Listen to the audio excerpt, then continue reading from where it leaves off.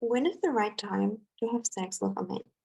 This is a very individual question, and everybody of you should ask yourself what's the right thing for you, right? It depends on your beliefs, on your religion, but also on your own, like you knowing yourself. Generally speaking, a lot of women get attached when they have intimacy with a man. So a lot of women, actually, most women have this oxytocin hormone that makes you really attached to a man, and he might not be the right one for you. He might have a lot of red flags, but you will also not see them when you have intimacy too early. So later on, when you decided to commit to a man and you have intimacy with him, then this kind of serves you to have this little filter and like not seeing his little flaws, right? But in the beginning, when you kind of like date and try to figure out who is going to be a great husband, um, it's not really helpful, especially because this filter goes away after a few months or even a few years. And then you're going to be breaking up with someone, and you could have saved yourself so much time by just not having any intimacy or interaction and choosing your partner first, right? This is just not evolution. This is how we've always done that. And no, I'm not like a moralist. Like I believe everyone should do whatever is best, like whatever you decide you want to do, go do it. And yet, if you are looking for a long-term partner for your husband, you're looking for a proposal, it is best to have no intimacy. I honestly even advise my women, my clients, to not do any kissing until engagement or even until um, 3 months at least, because you really want to stay logical. Like the more logical you can be, the more detached you can just like make a decision. Is he going to be a good partner? Is he providing for me? Is he um is he someone that I can trust? Is he trustworthy? So those decisions get to be done logically, okay?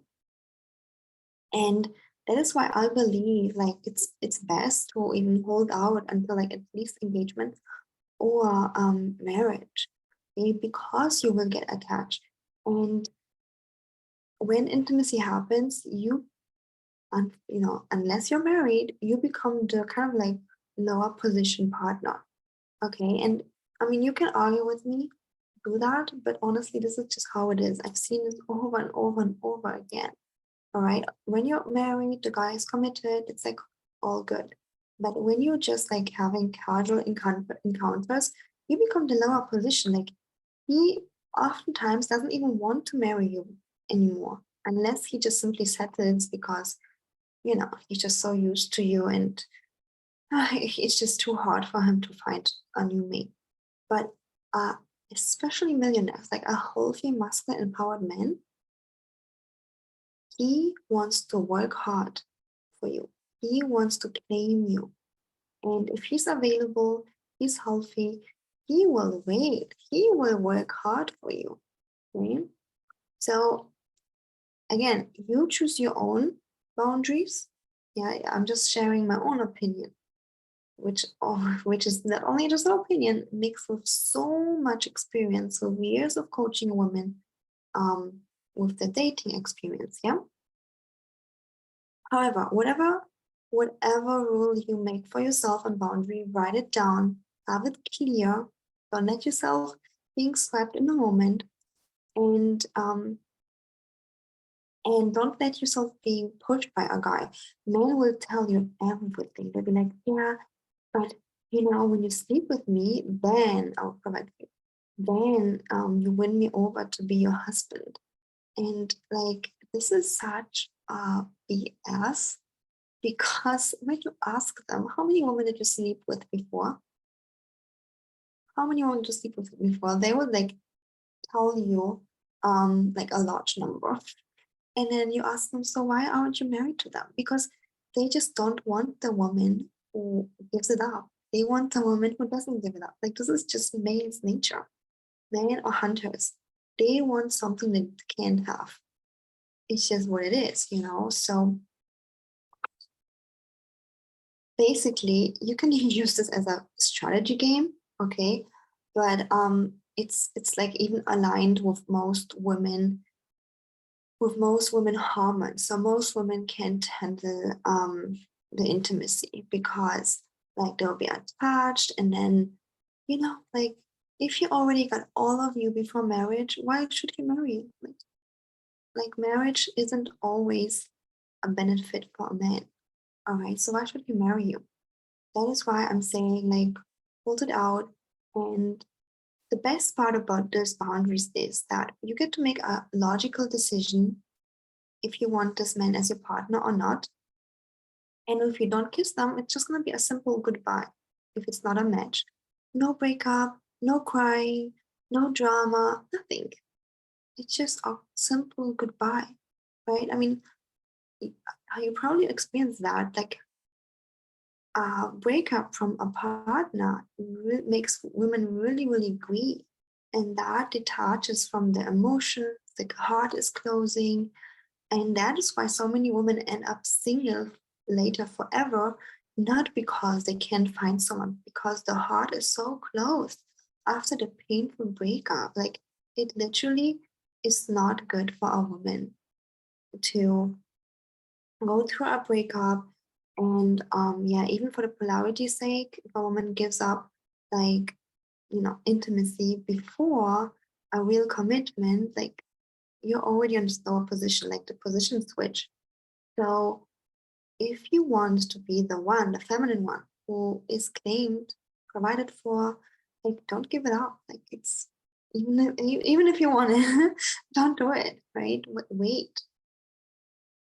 And then also some women say, but I need to see if there's chemistry. You know if there's chemistry, like like come on, if there's chemistry, right? And sometimes people would ask like, but actually I never even heard women asking that. It's mostly men who ask that weird questions.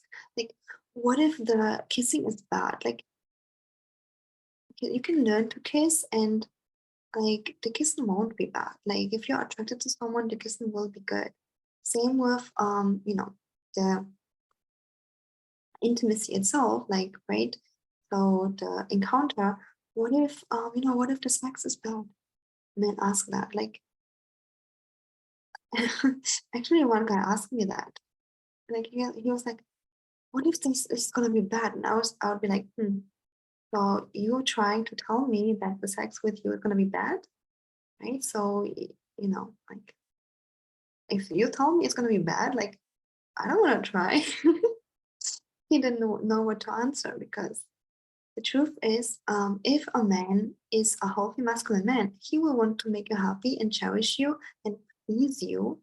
So of course it's gonna be good. You're attracted to him, and he's here to please you, make you happy. Like of course it's gonna be good. Like that's a weird question. Like men will tell you all the stories, like convince you, like yeah, if we do that, then I'll provide for you. Or if we do that, then I will, mm, then I will marry you. Like, come on, dude. Like, this is not how it works. No, they won't. They just like say empty promises. You know how many times that happens? Men say all of the great stories and then run away. So, no, no, sir. Like, we need proper commitment, we need proper action, proper providing, proper engagement ring. Like, yeah, only then. All right. So, yeah, just I'd say from this video, take one thing. Make your own decision. Don't like look at other, like don't look at your girlfriend. Make your own decision. What feels good to you? Okay? Then look at your body. Like, are you the type of woman who's getting attached early? And then date logically. Like if you want to date with a gut level attraction, you're dating like a man. Like men fall in love with gut level attraction. So you get to have this intimacy gut level attraction, but later. First 3 months, use your logic. As much as I love feminine energy and intuition and emotions, use your logic. What do you want from a man? Is he a yes or no? You can even do a Excel sheet. I'm teaching that in my How to Date a Millionaire course. Like do an Excel sheet, write the thing that you want from a man, A yes or a no? No, maybe. All right. So it's that simple. Like dating can be so fun, so simple. And then later you can like allow this intimacy. So if you don't want to wait till marriage far and at least until engagement, and later you can allow this to see emotions and intimacy and all of that gonna like come there and serve you. And honestly, it just feels like um you can like let yourself, fall, but then you're being catched when a man already is committed to you, when a man already provides for you. It just feels so differently. It just feels like you're being catched, you're being held, and you're being taken care of. And you know what's really sad? I used to only know the emotion of like anxiety. I had some intimacy with a man. I didn't know if he would be there tomorrow, like the emotion of anxiety. And only when I experienced like true commitment, I knew what it feels like to really be beholden, be committed to knowing that he's always going to be here and he's always got my back. He always supports for me, provides for me. So, that's such a different feeling. And true excitement, true passion does not have to be mixed with fear. So many times people mix fear with passion. Only because you have anxiety, if it's going to be that tomorrow, it doesn't mean that you're in love. That doesn't mean that you are in passion and that you are in excitement. When you learn about emotional mastery, especially with me in my coaching, you will learn the difference between anxiety and true excitement. Like, what if you can have a relationship where you have so much passion and true excitement, and like you don't need the fear to have like um, the higher feelings. Okay, I'm swiping off the topic. We're gonna catch it. We're gonna like I'm gonna say something at the end now. So what you take from this video is that you make your own rules, you decide. Okay? Take my advice, but make your own rules. You know what you like, what you don't like. Secondly, write them down and don't ever let a man push your boundaries. If he's pushing your boundaries, that's already a red flag. Like he's disrespecting you. Like, no, thank you. And next. All right. So don't let the man push your boundaries. A healthy masculine man will always want to cherish you. He will always want you to be happy, and he will not push your boundaries. Okay, if you need more support in terms of your dating, relationships, feel free to reach out to me for one-on-one coaching. And I see you in the next video.